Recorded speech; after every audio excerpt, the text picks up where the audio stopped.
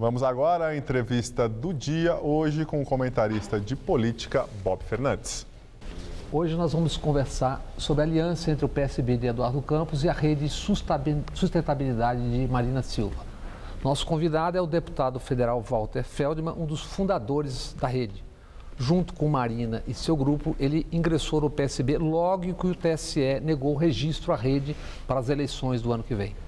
Deputado, a rede se propõe a ser a nova política e, portanto, por consequência, com uma nova linguagem. Então, comecemos na nova linguagem. Quem é o candidato a presidente? Marina e Eduardo Campos combinaram já isso ou, como ela disse na entrevista à Folha de São Paulo semana passada, isso ficou para mais adiante? Bom, boa noite a todos. Bob, eu acho que você está sendo muito direto e eu, como tive a oportunidade de ser um testemunho ocular desse momento, eu tive a oportunidade de fazer o convite ao governador Eduardo para que ele viesse a Brasília conversar. Eu queria lhe dizer honesta e sinceramente que a conversa entre os dois foi programática. A Marina pediu para que o governador incluísse no seu programa de candidatura temas que, na nossa avaliação, para a rede, são absolutamente essenciais. Ou seja, não está definido ainda quem é o candidato. Não, mas ela falou o seguinte: se você aceitar o que nós estamos pedindo, numa aliança, numa coligação programática, nós o apoiamos porque você é o candidato colocado e não eu. E como é que está essa negociação? Como é que está indo isso? As propostas apresentadas foram absolutamente aceitas: desenvolvimento sustentável, a questão de democratizar a democracia, de avançar nas questões econômicas e sociais dos governos anteriores, particularmente Fernando Henrique Lula, e mudar esse modelo de política que leva ao chamado presidencialismo de coalizão, que fatia o Estado. Se o Eduardo incorporar no seu programa, nós apoiaremos a candidatura dele sem nenhuma troca de interesses ou composição na chapa. Existem obstáculos óbvios. No primeiro dia, na primeira entrevista, por exemplo, ela já deu uma espanada no Ronaldo Caiado, deputado, que representa, como poucos, o chamado ruralismo mais agressivo. Ele, inclusive, foi defendido pelas instituições do setor. Me parece que ele já se afastou. Agora, a expressão sonhático que vocês tanto usam, que significa, na verdade, uma utopia, tem pouco a ver com o pragmatismo da política brasileira. Como compor Marina com, por exemplo, os interesses que representam Powerhouse, Heráclito Fortes e tantos outros? Eu acho que talvez essa seja uma questão central do comportamento do dia a dia, porque uma questão é programática, a outra é como você opera a política. Nós acreditamos o seguinte, que a nova república no Brasil é tutelada pela velha república. Então, houve uma presença muito forte de ACM no primeiro mandato de Fernando Henrique, do Sarney nos mandatos do PT. Nós acreditamos que tem que haver uma ruptura, ou seja, Eduardo Campos tem que compreender, e é a nossa proposta, de que esses agentes do passado têm que se retirar do novo governo. Suponhamos que essa aliança vença a eleição. Dificilmente fará a maioria absoluta, porque não é assim que as coisas funcionam.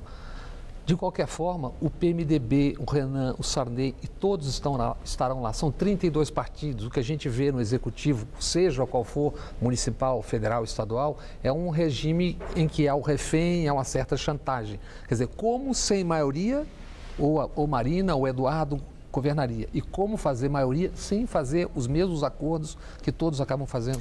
Olha, Bob, às vezes as pessoas têm um certo esquecimento da história. Eu tive a oportunidade de viver exatamente esse período. Eu diria para você que a Assembleia do governo Fleury e a Assembleia do governo Mário Covas, que o sucedeu, eram muito semelhantes.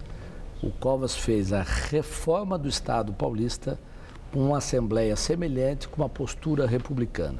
Então, há uma sensibilidade, na minha opinião, do parlamento brasileiro, mas também que se reflete nos estados e municípios, se o executivo tiver postura, programa e comportamento, os parlamentares se adaptam, na sua maioria, a essa nova fase. Fernando Henrique não conseguiu se adaptar tanto, Lula não conseguiu se adaptar tanto, e Dilma que tentou, mas também teve que ceder a tal emenda parlamentar. É verdade. Isso faz com que o Brasil não dê o salto para o qual ele está preparado. Ou seja, os avanços econômicos e sociais não correspondem ao atraso político. A nova proposta é mudar essa realidade. Pesquisa, cada um lê como quer. A do Datafolha do fim de semana mostra Dilma vencendo no primeiro turno, é um momento. Aécio cresce um pouco, Eduardo cresce, Marina cresce e nessa pesquisa Marina se sai melhor, inclusive no suposto segundo turno, do que Eduardo Campos. Como é que você, o senhor deputado, lê essa pesquisa no momento? Ela, Bob, é uma reflexo de um recall do passado e uma semana de um fato impactante que foi essa aliança. Então, se você for enxergar que o Eduardo saltou o dobro em relação à pesquisa anterior, já teve um impacto na nossa avaliação bastante significativo.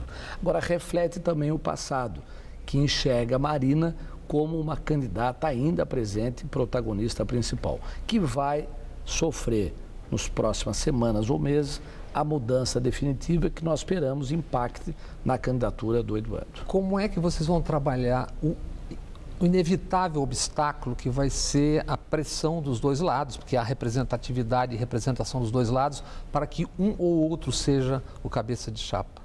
Nós não vamos discutir essa questão. Primeiro, a questão programática. Essa semana já vai haver uma reunião entre os dois partidos, um clandestino, que é a Rede, e o outro legal, e nós vamos colocar essa questão de nomes, de chapa, só para o ano que vem. Mas nós não vamos trabalhar dentro do PSB para conspirar contra a candidatura de Eduardo Campos. Muito obrigado, deputado.